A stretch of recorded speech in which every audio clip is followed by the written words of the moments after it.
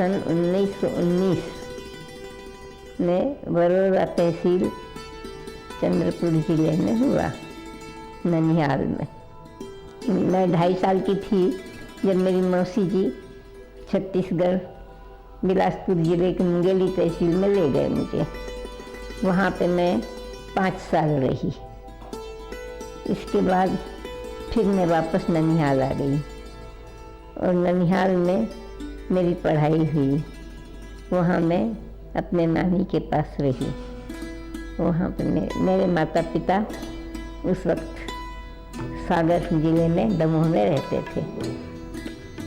वहाँ पे मैंने आयुर्वेदिक अभ्यास किया और मेरे भाई धनपत लाल मेरे से 2.5 साल छोटे थे। वो स्कूल जाते थे तो उनकी किताबों से मैं भी इंग्लिश पढ़ लेती थी।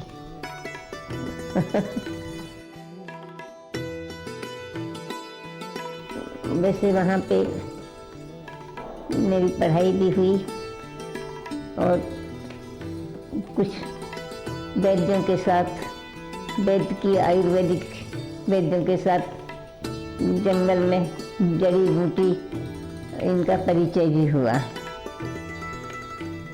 इसके बाद फिर मैं वापस ननिहाल आई। फिर मेरी शादी 1934 में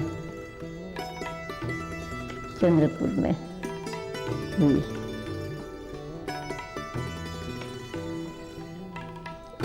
उस वक्त गांधी जी का असहयोग आंदोलन चल रहा था।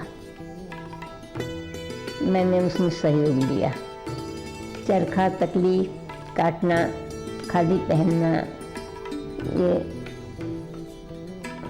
उनका सहयोग मेरा रहा। शादी के बाद 2-3 साल के बाद फिर मैंने मेरे पति की इच्छानुसार धार्मिक पाठशाला चालू की।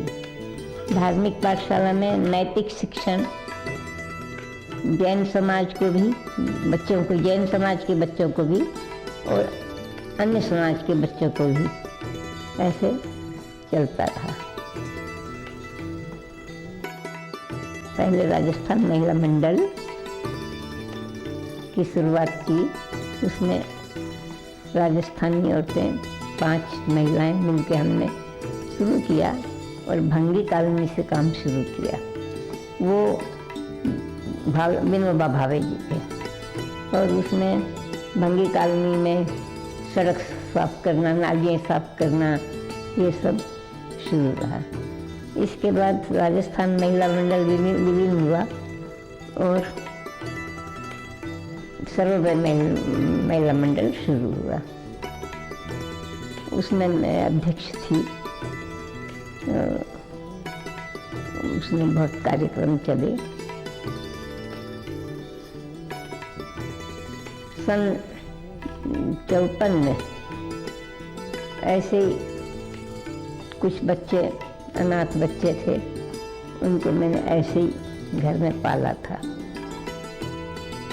फिर 1956 में जब मेरे ससुर जी की मृत्यु हो गई, मेरे ससुर जी ने ही बच्चे लिए थे पहले। फिर ससुर जी की मृत्यु होने के बाद में बाल श्याम मंदिर के नाम से अनाथालय खोला। उसमें 350 बच्चे पाले। 2 दिन के, 3 दिन के, 8 दिन के, 4 दिन के, ऐसे बच्चे सरकार की तरफ से आते थे और हम भी लेते थे। जैसे कुछ वर्ष चला, 350 बच्चे पले।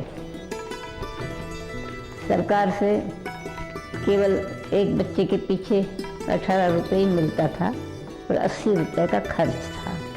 तो हमने भोजनालय चलाया और भोजनालय से जो आमदनी होती थी उस आमदनी को हमने बाल श्याम मंदिर में दी।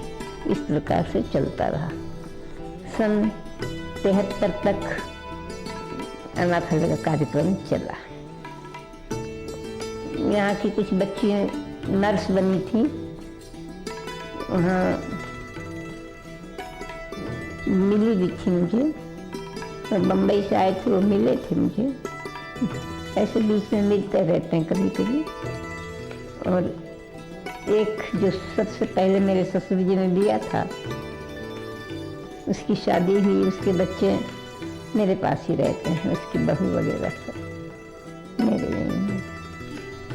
सन 60 में रजनीश जो ओशो के नाम से प्रसिद्ध हुए, उनसे मुलाकात हुई।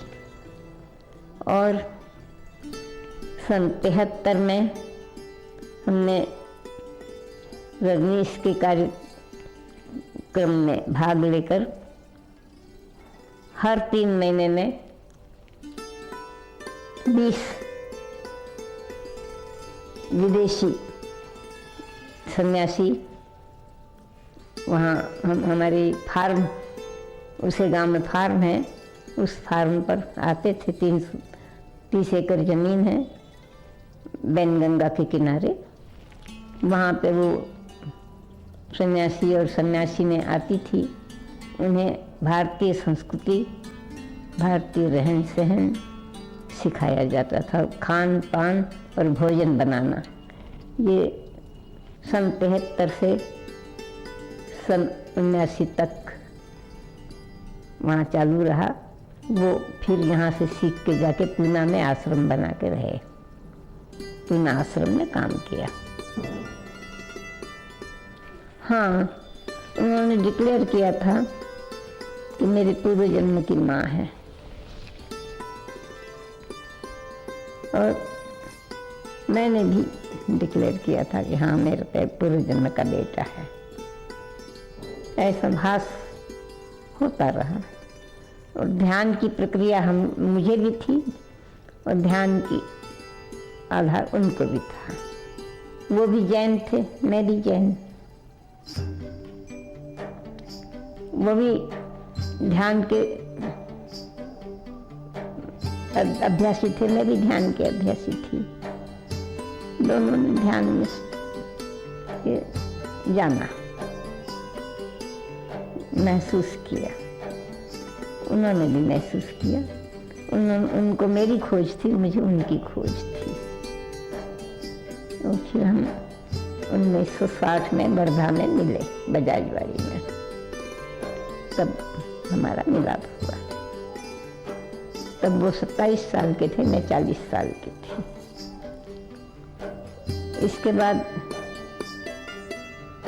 सन 80 में मेरे श्रीमान जी गुजर गए, और हम वापस चांदा रहने लगे, चंद्रपुर रहने लगे। फिर चंद्रपुर में कुछ वर्ष के बाद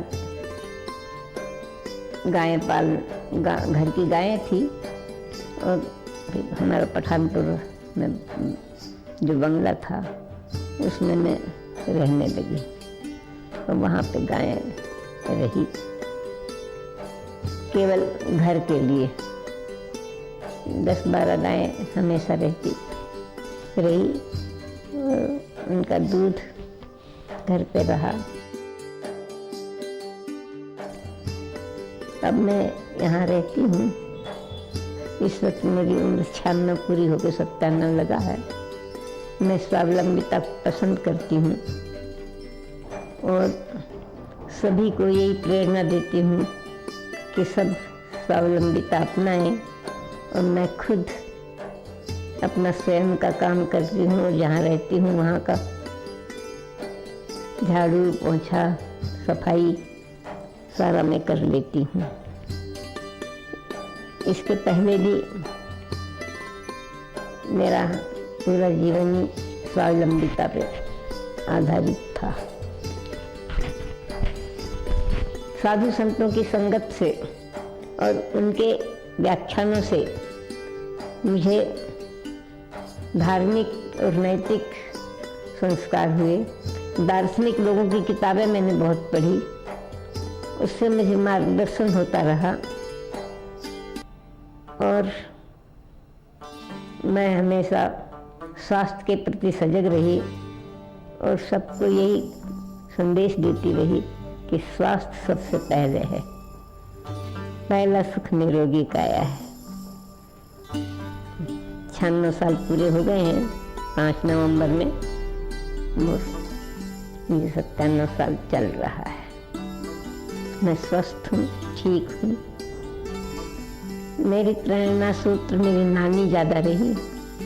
मेरी माँ, मेरी नानी, मेरे पिता और जैन साधु संत, और इसके बाद रजनीश, ये मेरी प्रेरणा। हाँ, और फिर दार्शनिक लोगों की किताबें, ये मेरी प्रेरणा सूत्र है। कुछ रजनीश हमारे यहाँ आते रहे जब तक पूना में वो शिफ्ट नहीं हुए, और जबलपुर राबर्टसन कॉलेज पढ़ाते थे तब तक के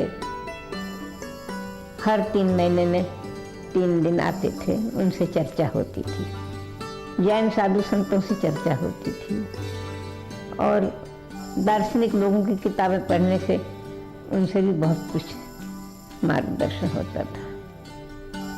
मेरी 3 लड़कियां हैं, मैंने मुझको बंटवारा कर दिया तीनों का, और 83 में शायद मैं दीपक बाबू को गोद लिया। मेरा बच्चा केवल 15 ही महीने का था मैंने जब गोद लिया था दीपक बाबू। उसको अच्छे संस्कार देने का प्रयत्न किया, और वो एक अच्छा सुयोग्य मेरा बेटा हुआ, जो आज मुझे बहुत ही चाहता है, आदर करता है, सम्मान देता है, और नैतिकता व समाज सेवा मेरे साथ।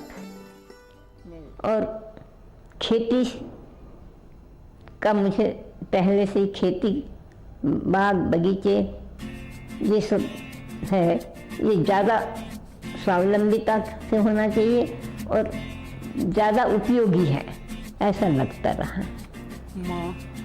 और इसकी रुचि मुझे हमेशा से रही। प्यारी माँ, मम्मा, ओ माँ, मेरी माँ, प्यारी माँ, मम्मा। हाथों की लकीरें बदल जाएंगी, गम की ये जंजीरें पिघल जाएंगी। हो खुदा पे भी असर, तू दुआओं का है घर। मेरी माँ, मेरी माँ, प्यारी माँ, मम्मा, ओ माँ, मेरी माँ, प्यारी माँ, मम्मा। बिगड़ी किस्मत भी संवर जाएगी, जिंदगी तराने खुशी के गाएगी। तेरे होते किसका डर, तू दुआओं का है घर। मेरी माँ, मेरी माँ, प्यारी माँ, मम्मा, ओ माँ, मेरी माँ, प्यारी माँ, मम्मा।